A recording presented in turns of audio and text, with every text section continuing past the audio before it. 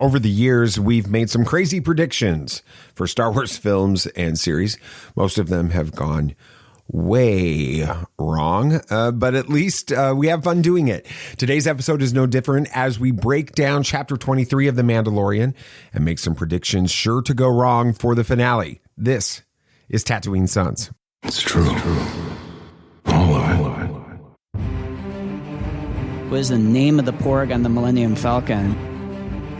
Force is strong in my family. What do you think his name is? It's a big moment. I am a Jedi, like my father before me. Maybe Turbis? Do or do not. There is no try. Turbis? Pablo, if you're listening to this live stream, that porg's name is now Turbis. It's a good Star Wars name. We're not done yet. These guys recorded an awesome podcast called Tatooine Sons. Everybody was Before we get into the Mandalorian predictions for the playoffs, BB Nate. Oh. What are we? Hockey playoffs, let's go. Not basketball. No. I know the NBA's starting, but really, does anybody care about that? More important. NHL hockey playoffs starting. Predictions. Do we, what are the, really, do we have a shot? We have a shot. Slim one, but a shot. I don't, I love the Avalanche and everything, but you got to be real at some points. It's going to be a difficult road to get there. The Stanley Cup playoffs is the hardest playoffs in all of professional sports. And we've been struggling through it the entire season, but we've made it. We've fought. And so we can fight again. 31-7-4 in our last 42 games. An amazing record. We've done great. We have a shot. It's just going to be down to the wire, I think. We're going to be running a lot. So for those of you listening, we had the opportunity to go to the final game of the NHL season. Not just the Avs, but the entire NHL season in Nashville. So we went to Redneck Hollywood, Sam. Impressions on Nashville? It's only cool if you really like country music or bars. So it wasn't cool for you? It wasn't really my thing. Yeah. All right. But, to each their own. We had a good time, though. They won. Nathan McKinnon got the hat trick. Got a hat trick. Nate the Great got the hat trick. Mm-hmm. That was pretty cool. Well, welcome to Tatooine Sons, a pop culture podcast. We believe that pop culture is the mythology of this generation, that there is a story, it is written on our souls, and that these myths speak to that story. And that is why we talk about Star Wars and all the other things that we end up talking about. But it's been Star Wars the last few weeks, especially with the Bad Batch finale, and now we've got the Mandalorian getting ready, the penultimate episode, getting ready to go into the finale this week. So welcome to one of our infamous predictions, sure to go wrong episodes. Yeah, we'll see. We'll have a lot of fun with that at the end. Sam's had Ren ready all day for this. So. It's not that original, I guess, but y'all probably know you've heard it before, but okay, I still think it's got a We'll see what it is. So let's break this thing down. Why don't we talk about where we watched it and how we watched it? Because it was pretty clear. So let me back up, though. They showed this the first night of Star Wars Celebration. They did. To several thousand rabid Star Wars fans at Star Wars Celebration. And I predicted, when I found out that was the case, that everybody was going to get spoiled on this episode before it actually released. Yeah. Start with you, Samuel the Hutt. Were you spoiled? When did they show this to the fans? Friday of Celebration. So 4 or 5 days before. No, I didn't see a thing. I only got off social media Wednesday when it dropped because I heard Nathan over there just could not stop talking about how great it was. So I knew I had to not get spoiled on anything. But prior to that, I didn't see a single thing for that episode. Okay. What about you? BB Nate, did you get spoiled? No, I did not. I did not get spoiled. No. I didn't even know they showed it to the fans. Which no, I did. Well, I think Nathan and I talked about it, but I didn't get spoiled either. And so here's one of the things that's interesting, because we talked about this on our last episode about how it was like the official Star Wars accounts that were like spoiling the Bad Batch finale, but then you get thousands of Star Wars fans. Thank you, Star Wars fans. for doing it the right way. Yes. And not spoiling this, allowing this amazing episode to be experienced the way that it was. So let's talk a little bit about how we watched this. I think BB Nate, you watched it first. I was first. So yes. walk me through your day, because I was okay. Just to give context, Sam has college classes all day Wednesdays. Nathan has, his classes, his homeschool stuff, and all the other stuff that he does around the house.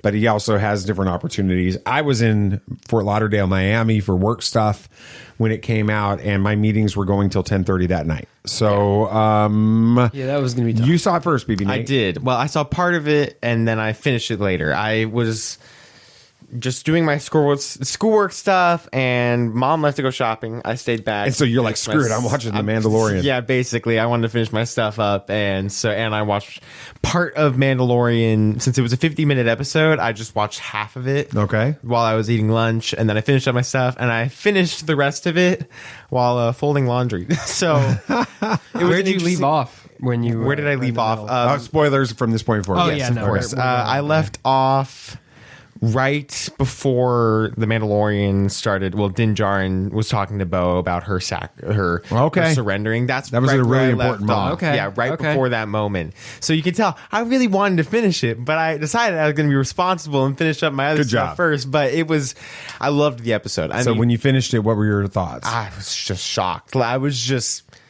dumbfounded. It was so great. It felt so much like Star Wars. Okay. Like for real. I mean, the last episode before this was good. I enjoyed it. I just thought it was fun, and I forgot about it like 30 minutes after I watched it. But this episode stuck with you because it just felt like Star Wars. Reintroduced Moff Gideon and made him a really great classic Star Wars villain, gave him a look that you can now recognize as iconic, has a form to it. He was intimidating. He was smart. He had all of that stuff. And then you have the big moments with Paz Vizsla dying and Din Djarin now being captured and the Mandalorians on the run, leading up to this amazing season finale. And you had Grogu in the IG-12 suit and now can kind of communicate again. So, it's just so much fun. It is pretty cool. Sammy, okay, so you watched it by mid-afternoon, early afternoon. Oh, yes. Okay. Sam, when did you watch it, and walk me through it? So I wasn't sure I was going to get to it that day. I had to convince you. I figured I was going to be too busy. I'll get to it when I get to it. But when Nathan kept texting me throughout the day about how absolutely amazing this episode is, I'm like, I've got to find time to watch this. Like, I got to make it work. So after school, I'm getting home around 4:35ish. I was like, okay, I'll eat while I'm I'll watch it while I'm eating dinner, right?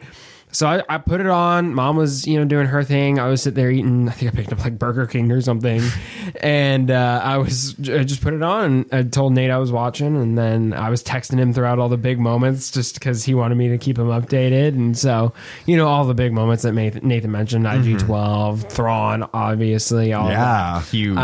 What a way to open the episode. Yeah. Well, I think it was interesting, the timing of this episode. I think the last week's episode could have been implemented in this episode. Yeah. All you really would have needed were them to go to the planet, be like, fight, what's his name? Wolf?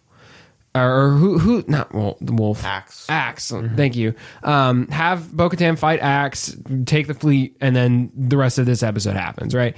The only reason there was all the, CSI stuff was to put a filler episode to move this episode closer. Don't you dare say filler, because that was I am in the very small minority. I loved that. I love the episode. I'm not saying that, but I'm just saying they added all of that in just so that this week's episode could be in line with Celebration, and you could have the big Thrawn thing right after all of the Thrawn news. Oh yeah. So it was a very intentional placement of this episode.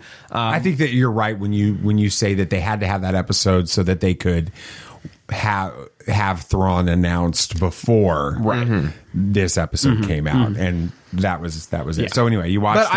I loved the episode. I was freaking out, every big moment, especially the Praetorian guards. As soon as they popped out, I was like, no way. I paused it. I was texting Nathan.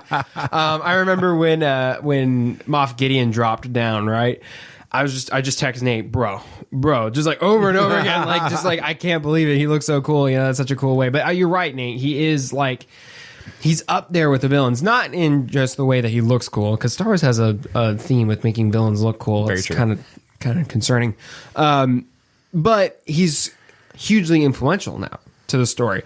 He's responsible for Snoke. He's responsible for the First Order. He's responsible for the Praetorian Guards. I mean, you could pretty much trace him to anything that happens in the sequel trilogy regarding the First Order and the Empire and all of that.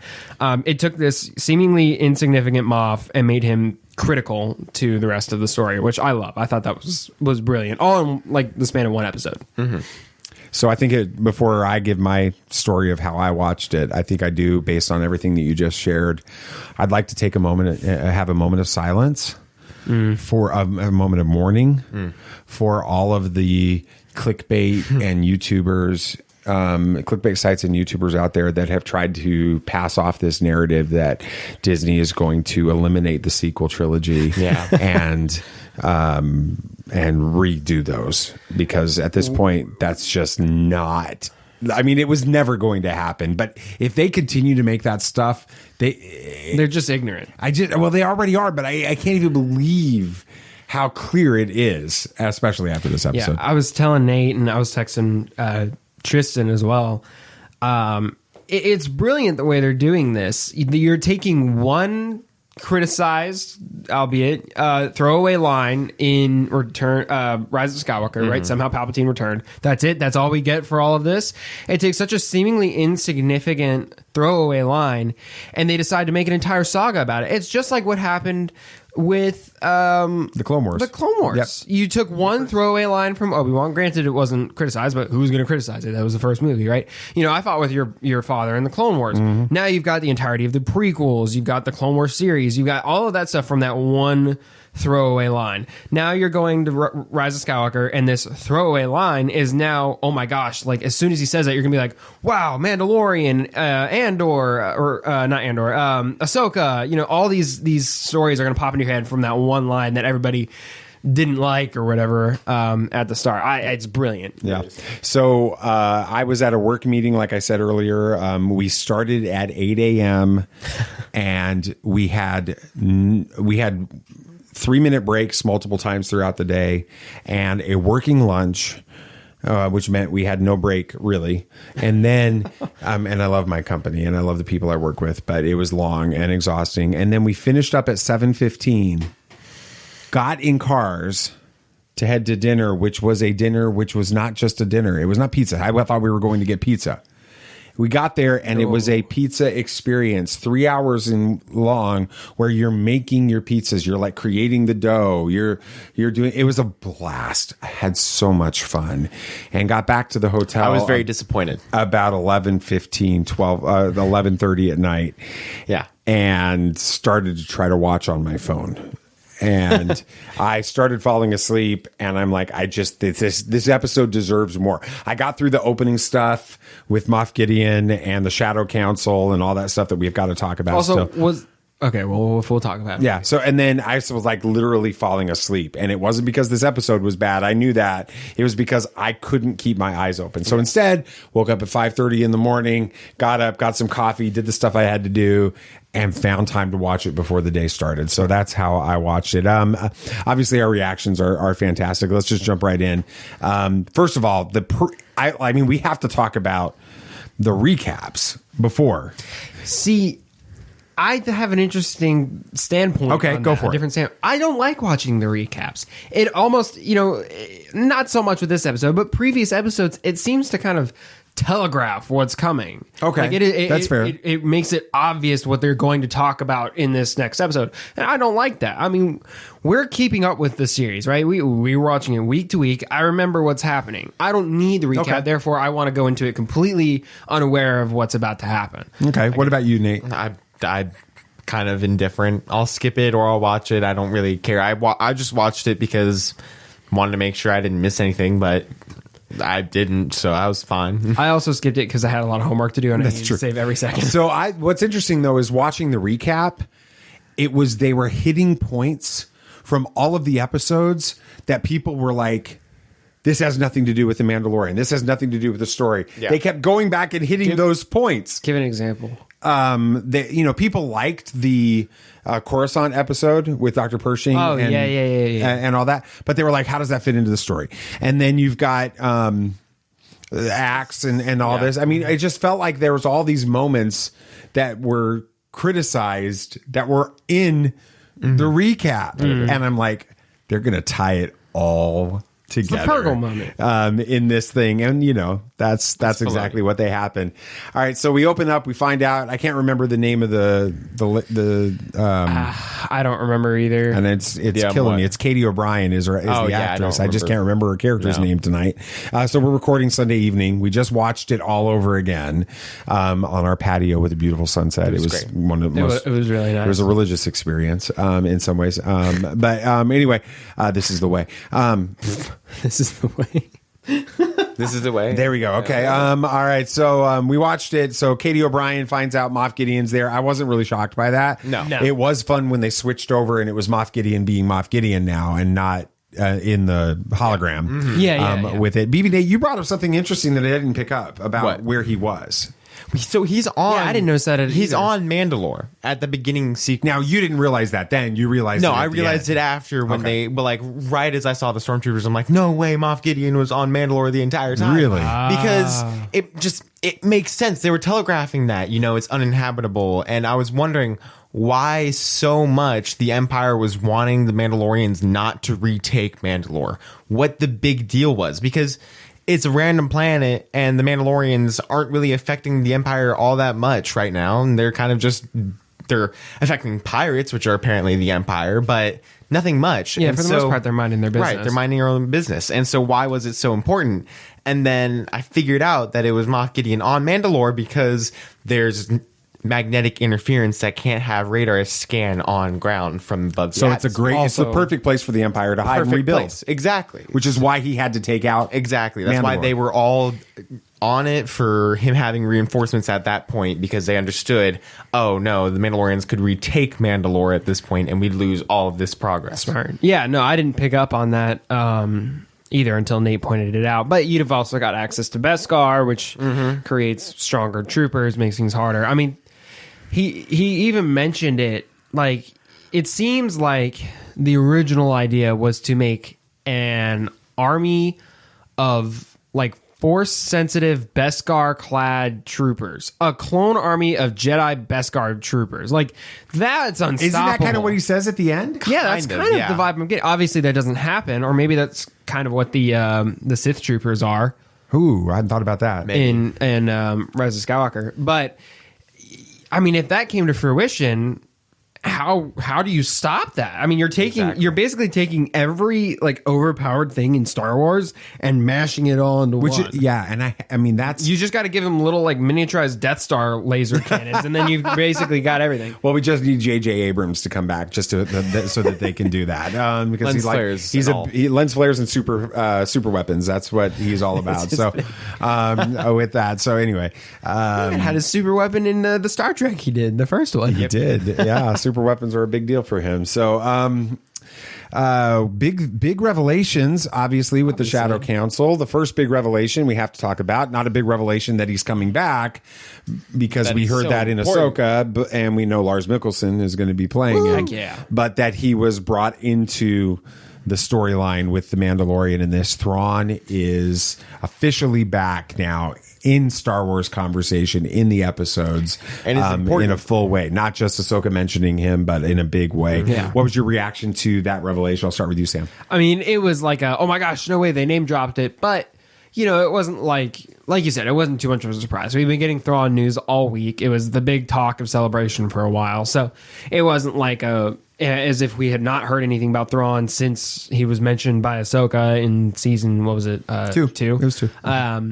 That would have made it even bigger, but it was still like, oh wow, they're like jumping right on that. That's what I was saying, why they wanted to put this episode where it was. They're like really wanting to hammer in the fact that Thrawn is a big deal. He's coming, because not everybody follows Celebration. The people who are watching this show don't necessarily keep up with Celebration news. They're just, casual Mandalorian fans. So they need to reintroduce Thrawn and be like, hey, this dude's important and he's coming up. Keep your eye out, like listen for this character to show up more. So it was really like good placement. What are your thoughts on Thrawn? I was, of course, super excited to see that he's kind of the main bad guy of this saga. Yeah. Everybody's waiting for his return. Moff Gideon isn't super kind of sold on that idea yet. His right hand man though is excited about it, which I found out. Let's talk about that. Captain Pelion. Yes, apparently he had control of the Chimera when Thrawn was away. We're talking the expanded universe, the Legends, Heir to the Empire, the trilogy. Chimera is his ship, right? Yes, and then Thrawn came back, took control of the Chimera again, but made Captain Pelion, or I think that's his name, his right-hand man for the entire Heir to the Empire. But this is a huge story because Captain Pelion is a huge part of the Heir to the Empire trilogy. He is he is the right hand of Thrawn in that entire trilogy. So that was a huge revelation. It's kind of a little like, okay, well, we're going Heir to the Empire. It does feel that way to some extent. Do we know if something happened to Eli Vanto in the later books that we didn't get to? I don't know. I haven't gotten that. I've lost track of that storyline. So they're so heavy. They're such heavy reads. Yeah. The other big character that was revealed in the same moment was Commandant Armitage. Yeah. Hux. Or no, it's Brendel. Armitage is real Hux. Is real Hux. This is Brendel. Commandant Brendel Hux. Thoughts on that? Do you know much about? Recall what his character is like? Is a part of in the story? Well, I mean, they said that he was part of, or he's heading Project Necromancer or whatever, which obviously is bringing back the Emperor, right? Or at least that's what I'm guessing. Yeah, we don't know anything specific. It hasn't shown up in anything else. But necromancy is like magic. It's wizardry. It's like calling forth of the dead. And he even said cloning's your thing. You know, when Gideon was talking to Hux. So it's definitely in regards to the whole bringing back Palpatine, which makes Dathomir. That'd be cool. Go to Dathomir. But it's cool that, you know, it's like a family job, you know, the family business. You got Hux Jr. Jumping in. You know, but do you guys understand the storyline of Brendel Hux and Armitage Hux that's already been revealed in the Aftermath books, some of the other storylines and stuff like that? So I get them confused. Brendel. I mean, Brendel, the dad, the one from the Shadow Council. Brendel Hux is the one that builds the entire school, like training program for the stormtroopers and creates the program where they start stealing the kids with this, which is where we get Finn and we get, is it Jane? What's the name of Naomi Aki's character in Rise of Skywalker? I can't remember what it is. Anyway, you know who I'm talking about, though, right? But that's the storyline, right? These Lando's daughter is taken in this. So now we've got Brendel Hux in the story with this, and they're bringing him in with this Project Necromancer, which we haven't heard before, which I do think is the cloning program to try to bring back the Emperor. With that, do you know what happens to Brendel Hux? No, I have no clue. Armitage Hux kills him and takes his place. Really? Murders him. Wow. And takes his place. Wow. Alrighty. So, and healthy family relationship. The actor playing Brendel Hux is Domhnall Gleeson's younger brother. That's awesome. So there's some fun stuff in that whole situation. I'm not sure if there's anything like in the conversation. Huge, no. Is one of the Shadow Council members a Inquisitor? It looks like it. You see him like twice for like 2 seconds. I don't know. I didn't notice that at all. But he's got completely different garb. He's got like shoulder plates. I'm pretty sure I saw a couple lightsabers hanging from his belt. I'll look at it again. Oh, that would be cool. I'm not 100%. I have to watch a Star Wars Explained video or something. Yeah, he'll break it down. Yeah. But Cal Kestis, that got dark. It happened in the game. Well, in a flashback. In a force vision. A premonition. Yeah. Oh, yeah. Okay. But, all right. And then we get the Mandalorian title sequence. Yeah. At this point, that's all the stuff that happened. That's all like in 5 minutes. Exactly. Now the episode is called The Spies. It's plural. I think that's important for us to understand with this. Obviously, what we see happening now is we go on Navarro. They unite the tribes, the way or with the Covert, the covert the, and Death Watch. the Death Watch factions. Is it Death Watch or well, Night whatever. Owls? You know what I'm Night talking Owls. about. The Night Owls. They come together in one group and they leave. Bo-Katan calls them to join forces to go and retake Mandalore at this point. And so they leave and they go do that. At this point, you know, we kind of move into some interesting stories with that. They get on their, survivors. Before that though, you know, they're having conversations about what it's going to be like. They're going to find the forge. They're going to do all this other stuff. And then they find the survivors that are on there. Tell me what your thoughts were when we saw these pirates. Now, the head of the pirates is the general from Top Gun Maverick. Yeah, I knew he looked familiar. With that, what did you think about the pirates being on there? I don't know. I don't think they're pirates. They're just survivors. I'm going to call them that because they don't have any ill intentions, really. They're just surviving on Mandalore because they have some type of connection with it, which makes sense. It is their home world.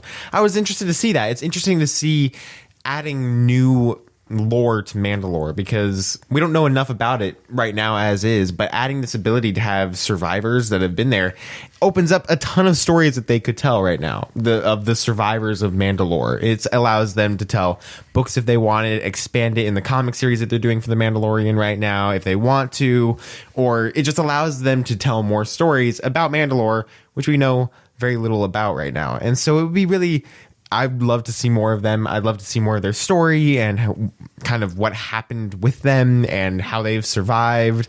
And if they found the living waters, if they found that underground city, how that worked out, and kind of just more about them. I thought they were pretty cool characters. What did you think about them? I mean, initially I was, my first watch through, I was very on edge, who's the spy, right? So I was initially like, these guys are planted by the Imperials to be bait or whatever to catch the Mandos, right? And I was the whole time the armorer was flying up to the fleet. I was like, when are one of those injured Mandos gonna pop up and knock out the armor and then board the ship and take it over, right? I thought those injured guys were not decoys, but were faking it and were going to infiltrate. So I was convinced that the survivors were plants, but I mean that could still happen. Still one more episode left, but it seems like that's not the route they're going with them. But man, I was on edge, the whole time they were on screen. Yeah, I hadn't thought about that until the second viewing. As far as a possibility, I took them at face value on first viewing. Second viewing, I'm kind of like, I wonder here if there's a little bit more to them. Yeah, so it could be interesting to see how that plays out. The big moment is when the armor. One of the big moments is when the armorer takes those survivors to the fleet, and that is following. Isn't that following the dinner? Yeah, the dinner and the fight. Yeah, there's some really interesting speculation, religious imagery that's being discussed with that. Yeah, you got like the disciples and the Last Supper and weird. Who's sitting in the position of Judas and all of those types of things. Leave it to Star Wars fans to overanalyze everything and somehow bring religion into it, right, Dad? Well, this whole season specifically has really been talking religion heavy with that. What did you think? What did you think was going to happen when the armor left and she started going through the atmosphere into space? What did you think was going to happen when she got through the other side? Did you have any speculation? No, I didn't. I thought that she was just going to get back. I thought they were kind of abandoning that plot line for now and just having it focus on the Mandalorians, which they basically did. We didn't see anything happen to her. We didn't see anything happen of that. Even when she cleared the atmosphere, it was still fine. The fleet was all there. So we don't know what happens. Not sure of anything that will happen at that point. Because there is a lot of people that could still fight up there to save the Mandalorians, but I don't know. We'll see. They get she gets through the atmosphere, seems to be docking and landing in the fleet, and then we return back to Mandalore. And while they're there, they make it to the forge, and one of these big giant creatures, because it's the Mandalorian, big giant monsters comes out, messes everything up with its tail, destroys the ship. They have to flee, but they end up in the Great Forge. In the city. And they get down there, and when they arrive, suddenly they see what at first they think might be other Mandalorians. They thought they were survivors. It was not. No. It was Super Troopers. Super Troopers covered in Beskar, which really is. It reminded me awesome. of Rebels. They did. Why? Explain. You don't remember the arc in I think it was season 4 Yeah, of it was season Rebels. 4. We actually watched Vizsla the clan. episode at Celebration. We were showing the episode. Remember when some of the Ren clan turned and went with the Empire, and they got those some different. of the Vizsla clan. I think so, Yeah. and they got those new suits. You know? Oh, yeah, I kinda remember that now. That's what I was thinking. Yeah, It reminded me a lot of that storyline from Rebels. Although I don't think these troopers are Mandalorians turned No, Empire. I think they're just stormtroopers. Those were in. I'm correct in Rebels. It was Mandalorians turned Empire. This is just troopers with like Mandalorian tech and armor Again, and though, stuff. Rebels being important to this series. Absolutely. I also kind of got vibes from the original proto Boba Fett, the white Little Boba bit. Fett. Oh, yeah. with that. I got some Yeah, vibes yeah. from that, like they were doing white Beskar again and that kind of thing, which I thought was a really Love cool that. nod to it. Yeah, the big moment is when Moff Gideon comes down. You guys have kind of already talked. I mean, they had some battling and stuff. Yeah, they're that was just going battles. on. And, Yeah, and I Din mean- was captured at this moment, so. Yeah, that's true. Oh, that's Mando true. He's was captured. That's true. That's what And that then Gideon- happens before Gideon lands. Now let's back up Freaking though, cool. because as soon as the battle starts, one of the Mandalorians Decides to dip. he leaves. He's like, I'm gonna go Heads get out. help. Peace out, y'all.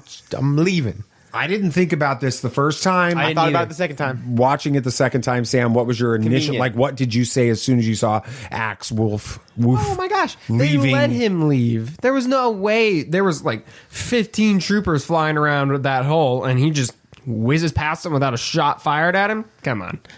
He is 100% a spy. What are your thoughts on that, Nick? I don't know if I'd say 100%. They could just be trying to lead us off the trail. It is Filoni after all. You really That's true. can't say you know anything and don't have any headcanon because he'll throw it out of the window. So very possibly could be a spy, but he also could just be wanting to help and get backup. It very well could happen, but also he's had some animosity against Bo-Katan this entire season because and especially now that he exactly now that lost he's to her. Yeah, did you guys see his reaction when Bo-Katan made the revelation that she had surrendered to Moff Gideon to the rest of the Mandalorians? No, I didn't catch it. Did you? Everyone's looking at him, including Sasha's whatever her character. I can't remember any of their names. I don't remember tonight, but she was looking at him like at Bo-Katan, kind of like you shouldn't be saying this, but also like she was grieving with Bo as Bo was saying it, is the way she looked. And you see Axe, and Axe is looking away. He won't make eye contact. I thought that was really suspect with that. With it, yeah, they captured Din. The wall, After a well-put-up fight. the barrier comes down. Din is in there. They all capture him, and Moff Gideon shows up. Does a cool speech. Looks Villain awesome speech doing looks it. awesome. Monologues for a little bit. Because he's a bad guy. Classic. With that, they take Din away, and there's this moment between Moff Gideon and Bo-Katan again.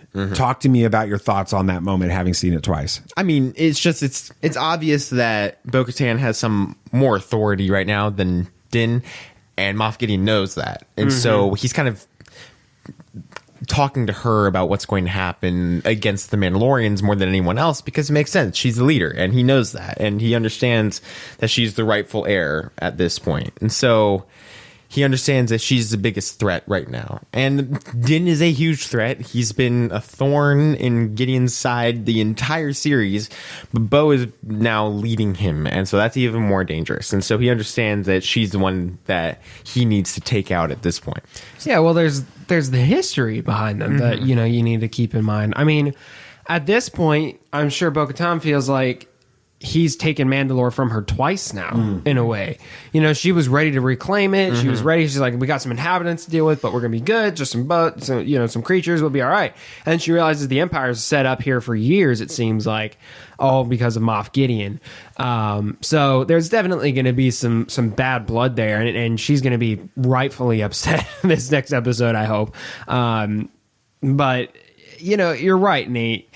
Gideon realizes that she's still a threat, especially now that she has a Darksaber and she's managed to unite two warring factions that nobody ever thought would get along. So, he does have the upper hand right now, but that doesn't mean that he's got it in the bag.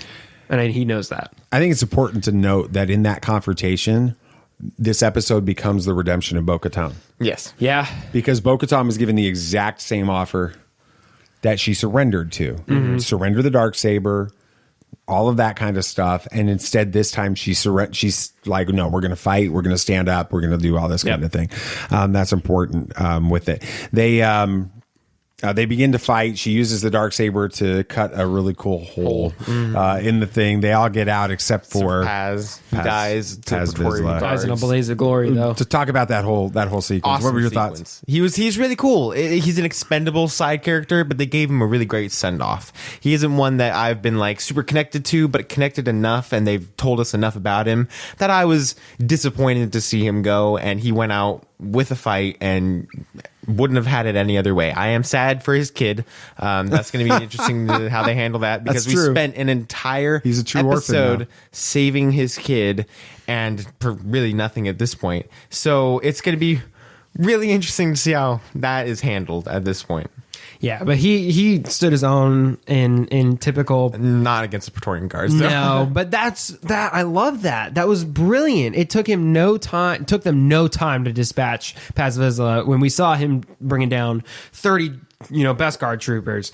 And it just goes to show how big of a threat they are in The Last Jedi. I mean, Rey and Kylo brought down, there was like, what, 7, I think 8 there of was them? quite a few. There was a lot, and Paz had trouble, couldn't even stand up for like 3 seconds against 3, Granted, he's not a Jedi, but you get my point. It was cutting through Beskar like it was butter, It really makes that scene in The Last Jedi even cooler. We're going to watch it in a completely different light now, because when you're watching, you can see that Kylo and Rey have trouble getting through the armor with their lightsabers, like Beskar. They have to use the Praetorian Guards' weapons against them because it cuts through their armor. It really enhances that part of The Last Jedi. It also ties, as we have Project Necromancer, the cloning stuff, Snoke, and the Praetorians, it ties them all together for The Last Jedi. We don't know how that's going to come together, but we know it does. Yes. And we're starting to see the beginnings of that. And that's the way the episode ends. Yeah. Yep. Great way. So we're 3 seasons, almost 3 full complete seasons, 1 episode short of it, into The Mandalorian. Where do you say this episode ranks for you in all of the episodes? Like, when you think of the greatest episodes of The Mandalorian, where do you put this? We've got the Grogu episode in the first season. We've got Boba's return. We've got Luke Skywalker at the end of season 2. And I think that those are the 3 big. Ahsoka in season 2. With that, where does this go with you? I think Ahsoka is my top, just because even if you take Ahsoka out of it, it was such a personal story, even about Jedi and about Grogu and all of that stuff. It was a great, very well done episode. But I think this is right under that. I think it goes Ahsoka episode and then this, because this just felt so much like Star Wars and solidified The Mandalorian as a great Star Wars show and product that will be iconic for generations. It made it feel like its own thing now, but also was super exciting to watch. This is the first time that this series really truly ties into the larger Star Wars story. It answers a question I've had since the beginning of why did we need this show, and now we know. Where do you rank it?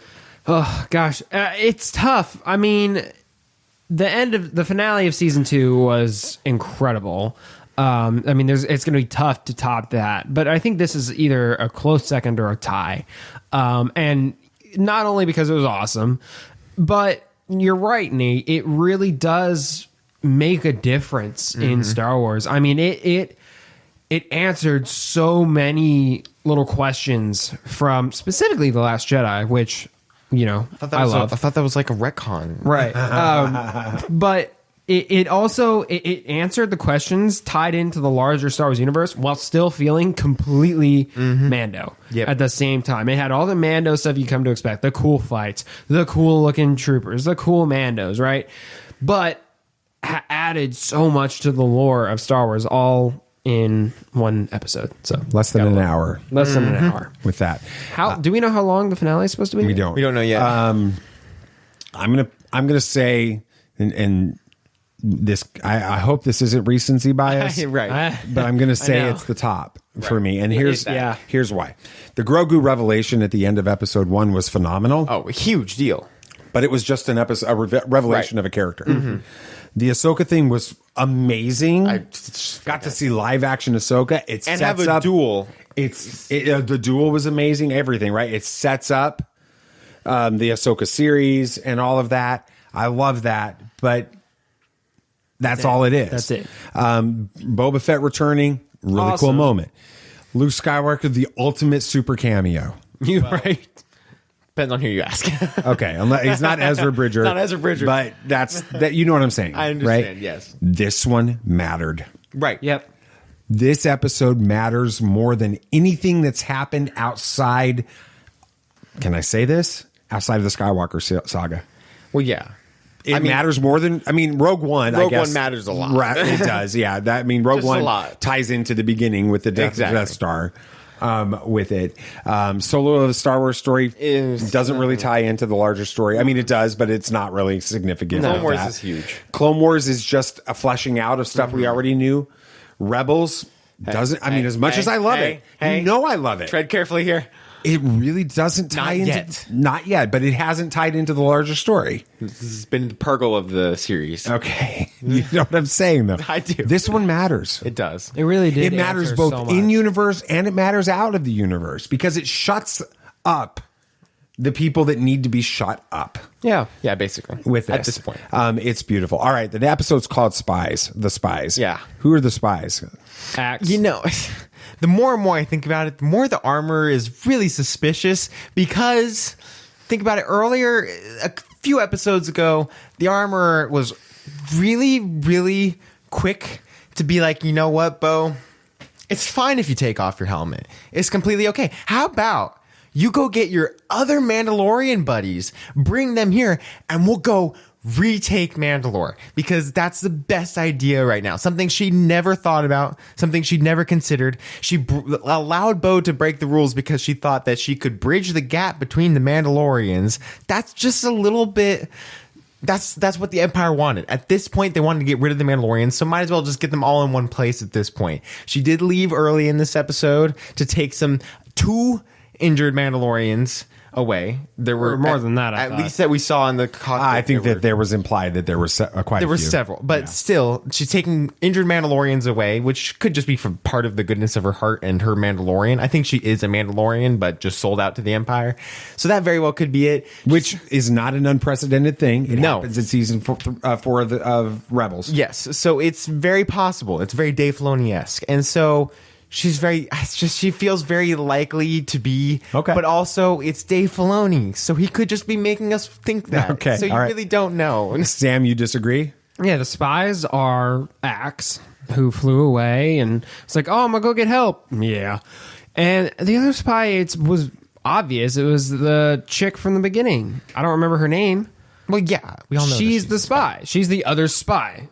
Those are your two spies. The spies don't have to mean just one or two. They don't have to mean two. But it doesn't have to mean more. I know. But I think those are the spies. You got the one that we know is the spy. So it could be Axe and the armor. I don't think it's the armor. I just been in contact. I just don't get that vibe. I don't know why. Like, I just don't know why she would have been doing this all of a sudden. It's not so give me the argument for why Axe would do it. You've already talked about what he did. But why you think he is based on what he did? It's the power, like Gideon was like, look, I know you want to rule this place. Sell out your buddies. I'll let you rule it with me, bud, and we can do this together. It'll be fun. It's the Emperor to Luke idea. It's the Vader to Luke idea. It's like rule it with me, right? That's all it is. Sell out your buddies. You can rule it with me. There you go. Because he obviously wants to rule. He has the fleet. And now that was taken away. He has an Imperial fleet. Mm-hmm. Right. So I think that's the reasoning behind it. I think it could be both. Axe, I agree. I very much think that Axe could be the spy. It's just either one or both. It would be one in each group. Here's why I don't think it's the armor. The opening sequence before the title, when Katie O'Brien's character Aliyah, I think is what her name is, or something like that, is speaking to Gideon.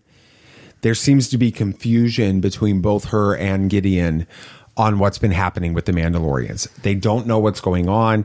He doesn't seem to understand things, and the armorer has not been communicating back. I get and that. so I think that right there shows there's something else that's been going on, and I don't think the armorer has been feeding information to them. I get that. With that, so I tend to think it could be, but I love the fact that we're going into the finale and it has not been clear. It's not telegraphed. No. With that. That was a long episode for one topic. Well, we got more to do. So it's a prediction sure to go wrong episode. Make it quick. Sam, you've had something on your head, so I'm going to make you go after Nate. Nate, after me, got it. Your prediction sure to go wrong. It's going to be a little bit shorter, but I think I got this. And shorter is pun intended at this point. I really do think that Grogu is going to be so distraught with Mando being gone that he's going to go off on his own in his IG-12 suit. I stole your idea. You stole mine. Well, I came up with it before you. And so use blasters and everything, go around and just light up the Empire from a pure and use the Force because he can, and just go in for just Mando. That's all he's there for. And just because that's what Mando did for him. That's what Mando did for Grogu, and he would do the same thing for him. I'd love it. I'd be so excited. We've already seen him stand up to Mandalorian. Right. In this episode. I love that. I'm glad you came up with it too, because I'm not as crazy as I thought I was. It's a lot better than my idea. Okay, you go. Then I'm curious to hear yours. I don't know if Mando's making it out. You be quiet. I don't know. Shut up. Because that's not the case. We know this isn't the case. How do you know that? Because Dave Filoni came out in an interview today and said that he thinks that the fans are going to be happy with the ending of this episode.